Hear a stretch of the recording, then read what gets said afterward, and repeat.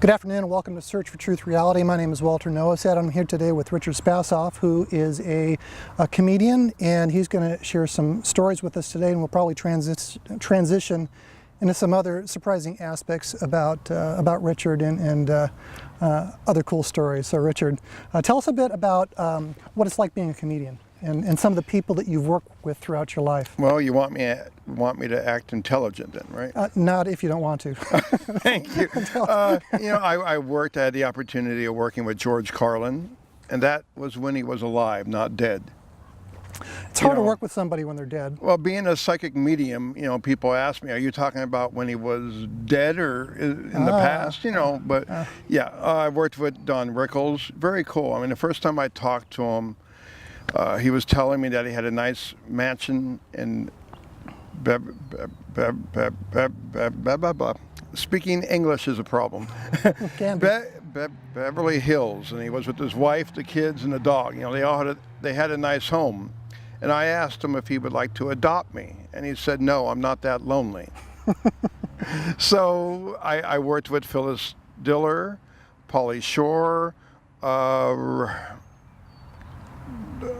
There's so many. I had the opportunity, Jay Leno, Judy Carter. The list goes on and on. I can't think right now. Is there any one experience working with these icons of comedy that stands out in your mind that you might like to share with us? The Smothers brothers, yeah. Yeah. The first time I met Tommy Smothers, it was when he worked in Las Vegas at the Debbie Reynolds Hotel. Am I holding this? You're good. You're good. Okay, I don't want to shove it up my nose and give me a different effect. Anyways. All right. So now, since you've gone there, we now have to explain why you're holding a handheld. Okay. My friend Richard decided not to bring a jacket or something with a shirt, so he gets to hold onto it instead of having a microphone clipped to his T-shirt and looking all funky. But go on. It works. Okay. So here I am with the Smothers brothers, and that dog. We're going to eat them, or is this just going to go walk by us? Yeah, that's good. Okay, we're okay? Yeah. Okay. Anyway, I had an abstract interview that I was trying to tell Tommy that I wanted to do, and we were backstage, and I had this list of questions to ask Tommy that were kind of weird. Like, what planet are you from? Or, if you were the first person here on Earth, what would you do? He looks at me and goes, what the frick? Spaz, can you give me a normal question, please? So this stuck in his mind, okay? Dick Smothers was very nice. Tommy was just confused. So, okay, maybe a week or 2 weeks passed, and I went to this other event that Jimmy Seizure was putting on. Robert De Niro was there. Let's see, who else? Tommy Smothers again, and a bunch of other people. And Tommy was the first one up doing the comedy. He looked at me and goes, oh no, it's you again, Spaz. After the show, he came up to me, he yelled at me. Yelled at you? Yelled at me, After the show? Yeah, after the show. What was he yelling at About the interview that I did with him the other week. Right. Like, why the hell couldn't you ask normal questions? Okay, well this was after, you say this was this after his bit? His gig? After his bit, yeah. So this was outside of the earshot of the audience. Exactly, yes. Why did he had like an axe to grind? Was he just being He was funny, mad at me for not asking a normal question. No, I can't blame him. But I am who I am. Yeah. So, okay, 10 years pass, okay? And I see there that they're playing over at Harrah's Hotel here in San Diego. I decide I have a copy of the interview that we made. And we were backstage. Tommy Smothers and Dick were getting change after the show. Me and my friend snuck in backstage. Okay. Tommy heard my voice. He came running out in his underwear and said, oh, it's a Spaz. He's calling you the Spaz. Yeah. And he's out there in his underwear. Yeah, I mean, he had on a boxer shorts. He couldn't see anything. Nice, clean. He came running out, and he told me, I want to apologize for that time that I yelled at you. I was going through wow. a divorce and everything, and I just was bad timing for me. Yeah. So, that's interesting. I mean, he held that for 10 years. And I guess when you're in that kind of a moment, it may, after the moment, kind of give you pause to think. And in this case, he didn't get to apologize to you for 10 years. 10 years, and maybe it would have lasted a lifetime. Not a good thing to hold on to. Or he'd have to come back in the next lifetime and work out that karma. I don't want Tommy to have to go through that.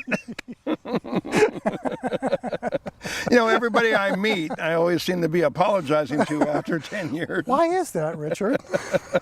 Playing with you. I mean, Don Rickles was the same way. When I don't know, I was trying to get interview with him, right? Yeah. And I couldn't push the tape recorder to record and on. And his joke was, you know how people are. When they have a joke, they want to say it right then and there. Right. My timing wasn't so good. So you get the idea. He also apologized at the end of the show. Right.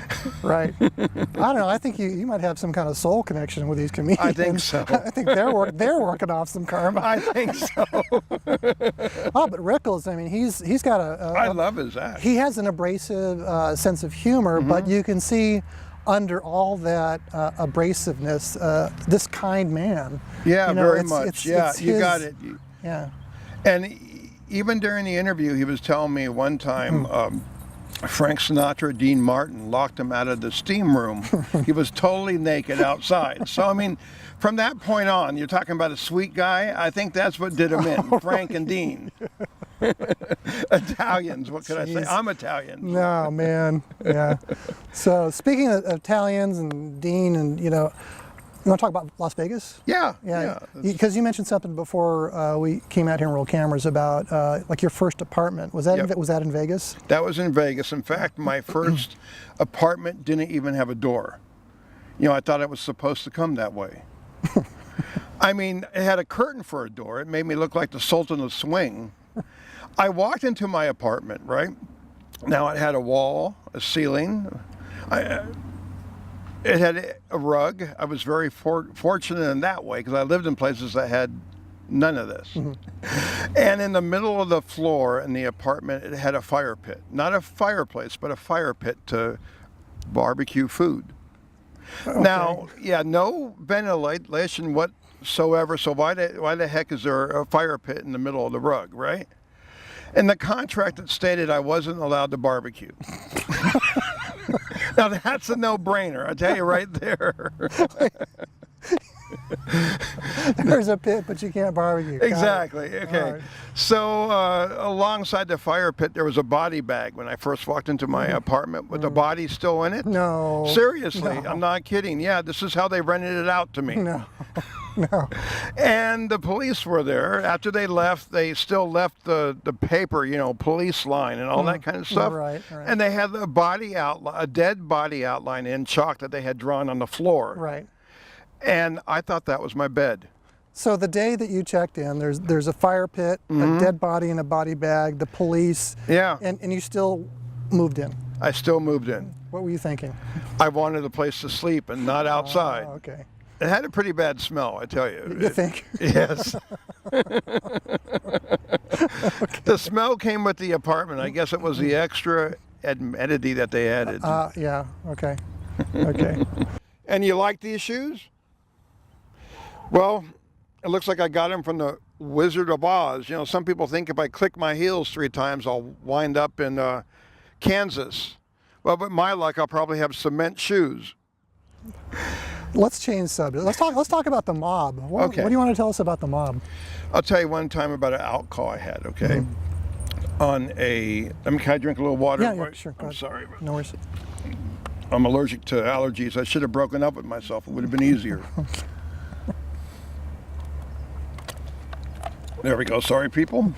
So he tells me this now, that he's got allergies, and we're out on a lawn that's been freshly cut on the first day of spring. It's okay. It's nice out here, right? Okay. Okay, so here I am. I was doing an out call for a massage for the mob. And, well, you call them good fellows or whatever you want to. And I got a call to go to this hotel. Now, I don't want to tell the hotel because I don't want to get in trouble. because I'll really get, I could be sued. The Four Queens. There you go. So here I am at the Four Queens. I'm knocking on my client's door. Nobody answered. 5 minutes, 10 minutes, 15 minutes, 20 minutes pass. And finally, two gentlemen from down the hall were coming over to talk to me. They didn't look like Boy Scouts. They kind of looked like United Auto Workers. Joe Pesci and Robert De Niro. They were coming up to me. They grabbed me both sides of my arm, and then they proceeded to take me up to the top floor of the parking garage that was 12 stories high. And they hung me upside down by my feet. Because Wait, this was an out call for a massage? Yes, yes. So you were a masseuse at the time? I was a masseuse at the time, yeah. I had my HHP in this. Okay, there we see, because we're talking about a comedian here, okay? I just wanted to be clear about the story. So these guys grab you and they hang you upside down? They hang me upside down, exactly. Yeah. And so here I am being hung upside down by these two gentlemen, per se. And thank God I was wearing clean socks. My feet were pretty close to their face. I didn't want to offend these guys any more than what I had to. And I thought this was their meet and greet group. What a great way to meet people, from hanging upside down off a ledge. No, but if anybody wants to get rid of a headache, they have a bad headache, you don't have to take aspirin. Just have two good fellows hang you upside down from a top of a parking structure. The adrenaline alone will clear your head. I promise you. I'll bet. So what was the deal? I mean, why did they, so you're going there to provide, was it somebody in the mob a massage? Oh, yes, exactly. I was giving this guy, finally, after, they hung me off the ledge for about 3 minutes. That was scary. But a voice inside me said, stay calm. How the hell am I going to stay calm? I'm being hung upside down here. And I wasn't so much afraid that I was going to lose my life, split my head, bleed to death, and die. No, I was more afraid that I was going to lose my laundry change. It took me a month to save those quarters up. I mean, geez. You're talking about a poor guy. So got it. Eventually, I got down to the room where their boss was. He opened the door. He had a gun on me, and he said, "Are you here to give me a massage?" I said, "No, I'm here to sell you frickin' tires." Well, this after being hung upside down. Yeah, exactly. I had a sarcastic sense. You have a death wish, is what you have. Yeah. Well, he had a sense of humor. Thank God. Yeah. He let me in the apartment. He had a massage table set up. And I was getting the sheets on it. And he said, if you hurt me during the massage, I'm going to kill you. And I said, I don't give good massages if I'm dead. So with that said, it had a happy ending. I lived. Yeah. I can see. Wow, that's a pretty amazing situation. Yeah, different. I mean, I had a lot of angels during my life that protected me, per se, with the work that I did. So, yeah. Nice. If my stupidity, if I didn't listen to it, I wouldn't have been in those predicaments. Okay. At this time, I'd like to kind of transition into the surprise that you kind of revealed at the beginning, where I thought we'd keep it secret until just now. Okay. You're also a psychic medium. Correct. Can you tell us about your ability? And how it manifested and how you learned about it? Okay. Well, when I was 5 years old, I dealt a lot with pain. I had asthma, ulcers. I couldn't breathe a lot, because of allergies. And bottom line is, I always felt God and His angels and my grandmother's spirit and other family members' spirits around me. And that kind of kept me, I want to say, sane, because I wasn't alone in the pain. Anytime anybody goes through pain, I think they're more in touch with spirit than they would be if they were not in pain. Does that make sense? Yes, it does, yeah. So that's how it started. How does the ability manifest itself? I mean, are you still, you've told me when we first met that you're a comedian and a psychic medium. Correct. And you've got that on your card. Correct. I gather you incorporate this into your... the comedy act, into the act as well. How does that go with people when you're doing it? And what kinds of things do you do in your act? Well, I'll give you a little bit of an idea. Hold out your hand a little bit here. It doesn't matter what, we'll just feel your energy. First of all, I can tell you're a very busy guy, and this week has been pretty hectic for you, correct? Just trying to keep your head on straight's been a hell of a act on itself. But you're used to it, despite you're pretty well with helping people calm down, even though you're going through a hell of a time, and you're pretty used to trying to. You're good with organizing things, correct? Mm-hmm. Now we don't know each other too well. No. This is just a short little thing. Sure. Then from that alone, you don't feel spirits per se too much. I don't feel. Right or Occasionally, correct? rarely. Okay. I'll say rarely. Yeah. Really. And when they do come to you, you're more on the logic side. You're more trying to figure out, is this for real? Mm-hmm. You know, what the heck is this? Is this a dream, or, you know? And then if you hear, you seem to be more clairvoyant in the sense that you could hear somebody's voice talk to you, correct? From time to time.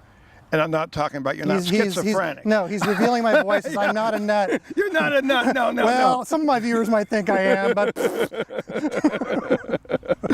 So to give you an idea of the comedy and the readings, I just try to keep them short. That was the question. And thank God you're not wearing your miniskirt right now. Stop. No. You promised you wouldn't tell. I know. Damn you. He does. It's just part of the joke. So you get the idea. No, I do, yeah. So, yeah, that's interesting. So this whole bit with the hand, I mean, can you do that without, is that a requirement for it's you not to a be able to requirement, read? but it helps more to have some kind of connection with the person, yeah. so that I can feel what's going on. Yeah. So I mean, I've been kind of looking into the, the psychic phenomena for quite a while. It's something that I have a keen interest in, and this goes back to 2008. When I first started exploring this whole world. What is a psychic? What does this mean? What's clear this? What's clear that? Talking to them and doing a lot of reading a lot of articles about what do you do when you meet a psychic? What to say, what not to say, and I learned just in the last couple of years this thing called a cold reading.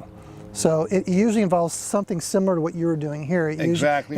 It's usually a question that's asked and then it's fed upon. But I've also learned that you can't just discount because the psychic's asking questions that it's a cold read, because a lot of times what the psychics are doing is they're seeking validation for their read as well, because you don't know what you're reading. It could be this dog you're reading. It could be somebody walking by. It just depends. I mean, some people are a bit more focused. But and as far as Richard's concerned, I know that he hasn't looked at my YouTube channel. He really doesn't know. I want to, though. He doesn't know anything about me, and I think he's in for a surprise. I don't know what I'm getting into. But thank you for the read, and you're welcome. Thank you for sharing your story. Now, Richard is a comedian here in the San Diego area, greater San Diego area, and also Southern California, LA. He goes to LA. He does Vegas as well. In Vegas, he does performances, and you're freelance. So if anybody out there in the corporate world, and you've got a party, you're looking to hire a comedian, please consider Richard. And how do they get a hold of you, Richard? My website and a phone number. Is that okay? Sure, yeah, I can toss that out there. Okay. Wacky World of the Spaz, spell Spaz, S-P-A-Z. Okay, I'll put a title on this so they'll get it. And and then my phone number is 760-497-5650. Great. All right. So this has been Richard Spasoff, a comedian and psychic medium. Thank you very much for coming out. Thank you, Walter. I appreciate that. Good seeing you again. And everybody, thank you for watching, and we'll talk to you all next time.